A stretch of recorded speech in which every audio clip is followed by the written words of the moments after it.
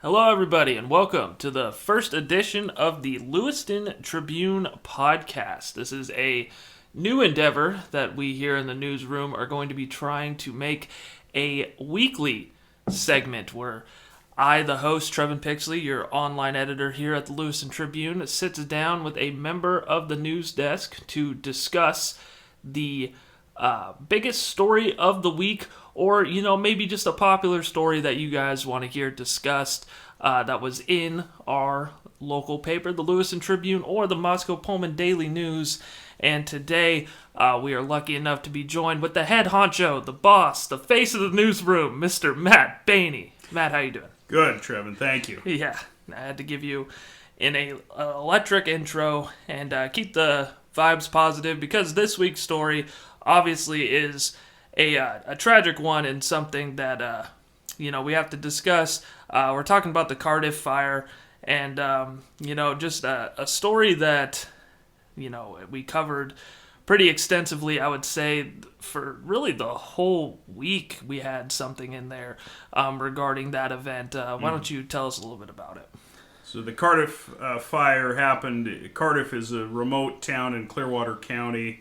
And to call it a town, it's not even really that. It's not an incorporated town. It's just a handful of buildings. And there's maybe two businesses there. There's a cabin business that you can rent cabins.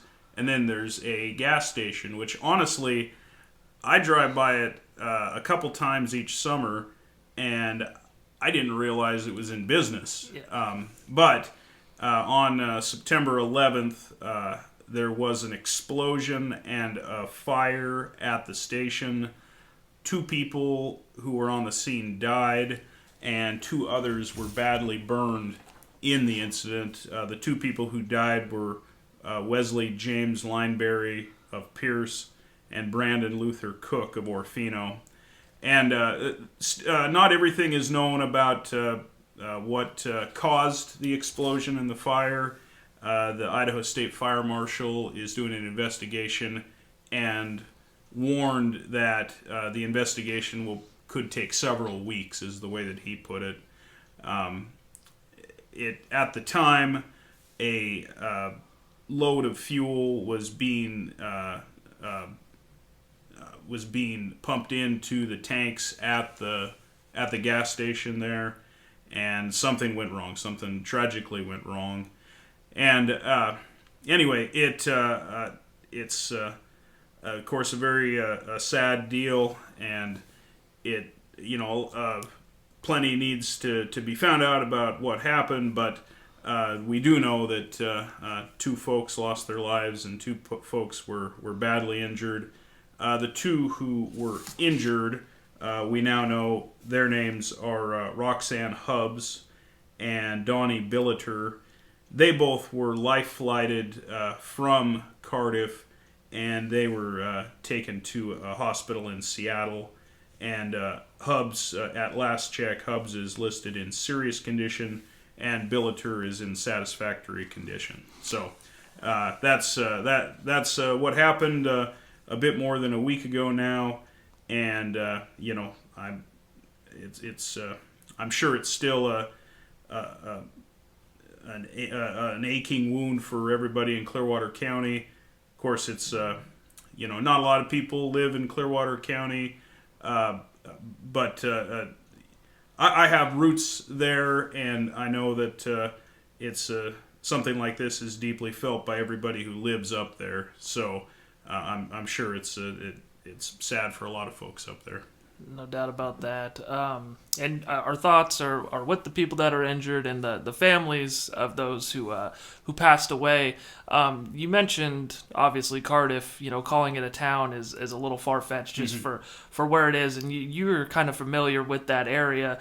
What kind of brings people through Cardiff or, to stop in that area? What kind of brings people to that gas station or, I guess just through that area in general? I thought I was familiar with all the small towns in Clearwater County or just kind of in our region, but I had never even heard of Cardiff. Where is it kind of located? How do people kind of get there, and what kind of brings them to that area? You'd probably most likely go through Cardiff for two reasons. Either you're logging or you're recreating. That's about the only reasons you'd go through there. It's on Idaho Highway 11. It's about 8 miles away from Pierce. A lot of folks from the valley probably would go through if they were on their way to the North Fork. Gotcha. You come down, if you go through Orfino and take the Grangemont Road, and when you get to the intersection of the Grangemont Road and Highway 11, you take a left onto Highway 11, and Cardiff is the first little settlement you run into. And like I say, when you drive through, you might not even know that the name of the place is Cardiff. There's no official sign that says "Welcome to Cardiff." It's anyway. It's like I say, it's unincorporated. There's no mayor. There's no police force. There's no services, anything like that. It's I'm not sure how many people actually live there, but and the gas station is mostly used, I think, by loggers for the most part. It's if you're going out there to recreate, you probably aren't banking on getting gas in Cardiff. Yeah. And you mentioned too that it almost kind of looks like it's never open. It kind of has that feel to it, is it is that kind of what you took away from it when you've seen it? Is it just kind of looks almost kind of like an abandoned gas station? How did that place kind of look? Yeah, it does. It looks like a gas station that was open 20 years ago. Yeah. But as we've learned through our reporting that no, it was open, and in fact it even had a little bit of a convenience store there, I guess. Mm-hmm. The gas, I think, was you had to have a card or a code or something to actually get gas there. So it was probably more of a specialty gas station for truck drivers bringing loads of logs out of the woods, stopping there to fuel up. I doubt that many people recreating were filling up there. I could be wrong, but I don't think many people did.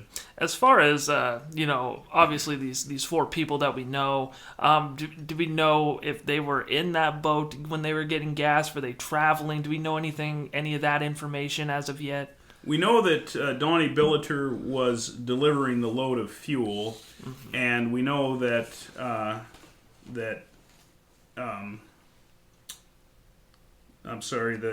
Roxanne Hubbs, she was a clerk who worked for the company that owns the gas station. Gotcha. Not exactly sure the two men who died. I'm not exactly sure why they were there, but I believe they were workers too. So I think that's what happened. And if you've seen the photos, if you've seen the video, it was a massive explosion and fire. It not only was the gas station destroyed and the truck that was delivering the fuel were completely destroyed, but other buildings nearby were as well. And there's no video of the explosion that's been released. I don't know if there would be any. I'm sure it was just a terrible explosion because there are tanks that were thrown. One account I saw said that tanks were thrown the equivalent of 2 city blocks away from where the gas station is. So, just a terrible explosion there. I know we had our photographer August Frank went there that weekend following this event.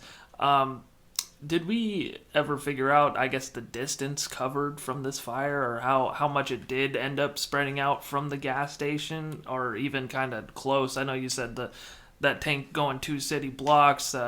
Any more accounts on just how far this fire covered? I know August in the meeting said it looked like a wildfire had blown through there. It didn't.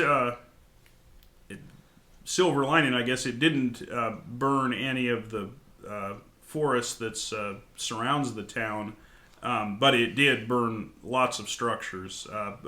I don't think we know yet how many structures were lost in it, but a significant number. And I'm basing what I know mostly on just the photos and the videos that I've seen, but widespread devastation there, and there aren't many structures in Cardiff, and many of them were burned in this event. Mm-hmm. And just going kind of behind the scenes with this, and how we found out this information. What was it like when you found out about this fire? Where did you hear it from? And, how did we get on the ball and find out and post about the Cardiff Fire? This happened on a Wednesday night, and I first heard about it on social media. A friend of my family's who lives in Pierce, they were posting about it, saying that they... I don't know anyway, they knew that Life Flight was heading to Cardiff, and they posted about that, so I said, oh, something happened. And then one of our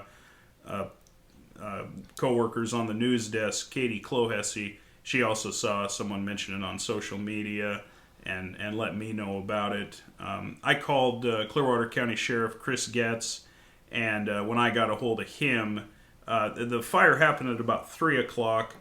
I probably talked to Chris Getz at about 7, and he said, well, we're about to put out a news release. And so I respecting that he has a job to do, I didn't stop to ask a lot of questions of him, and they sent out the news release, and that's where we first got information about it.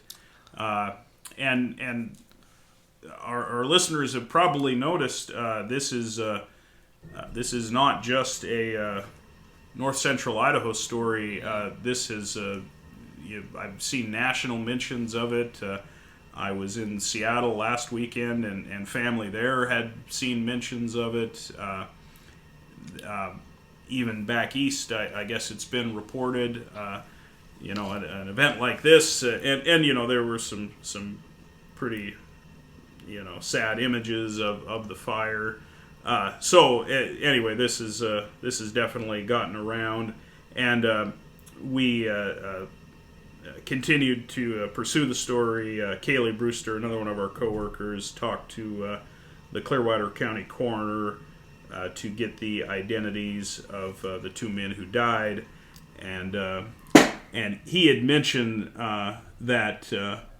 And that was Dennis Fuller. He's the Clearwater County coroner. He mentioned that he was waiting to release the identity. It was a few days before he released the names of the men who died. Generally, once the identities are made and next of kin has been identified, the coroner will release the name to the media of the people who died either in a car crash or an event like this. And he said that he wanted to be absolutely sure, although he said everybody knew who it was already. It being a close-knit, not very populous area, everybody unfortunately knew who it was who had died in the fire. Yeah, and mentioning that this got like national news coverage. We had I believe a former Tribune person for the AP wrote an item on this story as well. And this was obviously a big deal, big explosion. But it's not every day that the Associated Press or national news is going to grab something, especially from such a small town in Clearwater County. What do you think, I guess, made this national news? Was it because it was such a big explosion, such a big event? Why do you think that it drew such national interest? Yeah, that's a good point, because if it's, a car crash where two people die would be equally tragic, but I think probably because of the images, and there was early on, there was a LC Valley News Facebook page posted a video of the fire, and I think that was even the same night. It was, yes, and it was just an incredible image of this huge fire burning, and I think that's probably why maybe more of the national media picked up on it. And anyway, just whenever, thankfully, you think about that. Think of all the loads of fuel that are delivered to all the gas stations in the country, and thankfully this is a rare event. Unfortunately, it happened in this case. Like I say, we don't know exactly what the cause was, but it would seem to have something to do with the load of fuel being delivered, and somehow in that process the explosion happened. Yeah, and in these small towns, obviously they have a fire department. I know just being around like Elk City and stuff, they rely on like volunteer firefighters, things like that. Do we know if like the response time to this was a little slow, a little fast? How quick were the emergency services able to get down there and try to put out the fire? Are we aware of that? Because that would have been a big thing. Well, it is so remote out there, exactly. And where it is, Cardiff doesn't have any sort of fire protection. Probably the Pierce Fire Department is the closest agency, and in fact, there was a huge list of agencies that responded to it. Pretty much everybody in Clearwater County, I think, joined the response. No, we don't know how fast the response was. I'm sure it was somewhat delayed, just being as far away as it is. To get from Pierce to Cardiff, even driving pretty fast, is probably 15 minutes, 20 minutes. It's a really Highway 11 from Pierce to Cardiff. Anybody who's driven that knows a very windy road, and you're kind of winding your way through the forest there. Anyway, it would take a while to get there, and so not that it looks like it was such a huge explosion that I don't mean to speculate too much, but I don't know if anybody. Anyway, I shouldn't speculate, but I'm sure that no matter how fast the responders got there would have been probably deaths and injuries. So that's the additional thing that I think makes that even more scary in a remote town like that. You have a big blow up. Obviously, emergency responders aren't that close, and it's cool to see, or cool to know. Like basically it was an all hands on deck situation. Mm-hmm. Everybody around were helping these people out. Do you have any other major takeaways from this thing, either just from the news side, from the event, or just anything else from this one, Baney? Well, I know the folks up there in Clearwater County. My family I was the fourth generation to live there as a young guy, and I still camp up there every summer and make usually a couple trips every year up there. And the people up there are great. They're salt of the earth folks, and they care about each other. And there's a couple of GoFundMes that have been started for the two people who are in the hospital. And I noticed that there's a fundraising event that's going to happen next Saturday, the 28th, in Pierce. The Flame Bar is involved, and a couple other businesses too. So no surprise that that everybody is responding, and I'm sure it's there's a lot of sadness up there. This is something that is probably kind of in the DNA of folks who live up there. To tragically, in the logging business over the years, there have been men lost to accidents, and so I hate to say these things do happen, and I'm sure the folks up there they're sort of somewhat accustomed to responding to this and responding with love and care for their fellow residents of the county. But that, of course, makes it no less tragic. But anyway, they this is something that the county, the folks up there have been through before. From the standpoint of logging being a dangerous business, and over the years, people have been lost in accidents. The station has been there for a long time.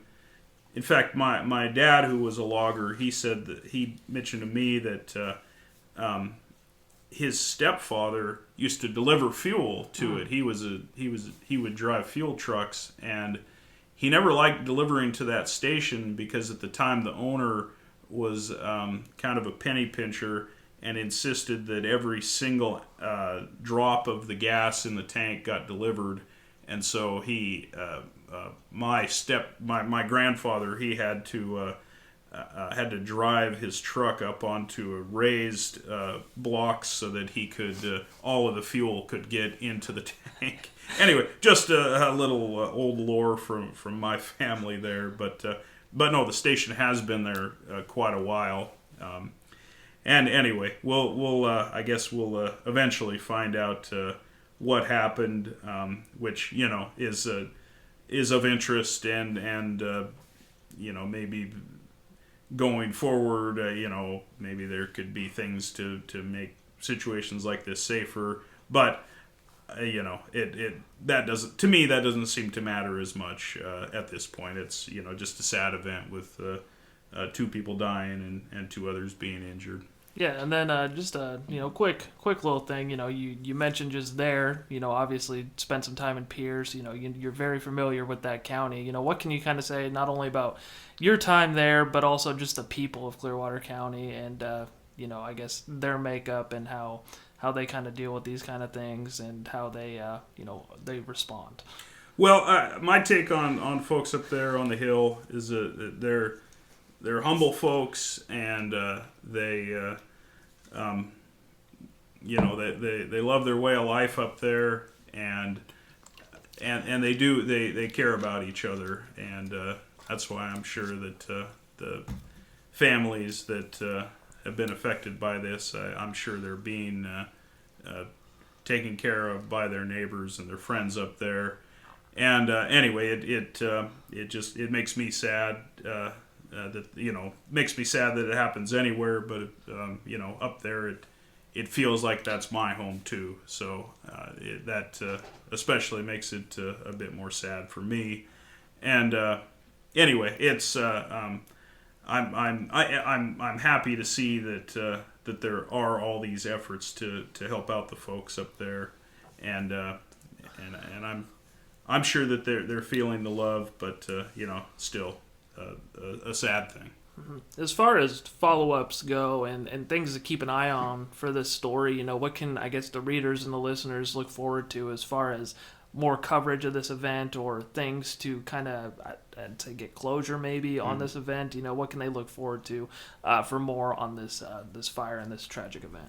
Well, I'm hoping that we'll have more details about the fundraising efforts, and so we'll try to have something in the paper about maybe the September 28th event in Pierce. And then, of course, whenever there is some sort of report on how this happened, we'll cover that. And then, eventually just, maybe a bit more coverage of just maybe looking back in hindsight and how this affected folks. And, in a situation like this, we always want to tell the stories of the people who live here, but of course we want to make sure that they're okay with us telling those stories. So, we're open to telling those stories, but also respectful of anybody who wants privacy too. Mm-hmm. Anything else you want to add on this event, Banny, before we put a bow on this thing? No, I don't think so. This is our first weekly Tribune podcast, and not the happiest of topics. Trevan and I and the rest of the staff will hopefully have more enjoyable ones as we go forward. But this is the news of the day. This is one of the biggest stories that we've covered so far in 2024, so it was probably worth kind of in talking about a little bit. Yeah. Thank you guys again for tuning in to, I guess, the pilot episode of the Lewiston Tribune podcast. If you guys have any suggestions throughout the week that you guys would like to hear covered on the podcast or talked about in a more in-depth way, You can email me at tpixley@lmtribune.com. Make sure you like Lewiston Tribune on Facebook. You can follow us on Twitter as well at Lewiston Tribune, and also like and follow Moscow Pullman Daily News on both those social media platforms as well at Moscow Pullman Daily News. Thank you guys again for tuning in, and I hope you guys have a great rest of your day.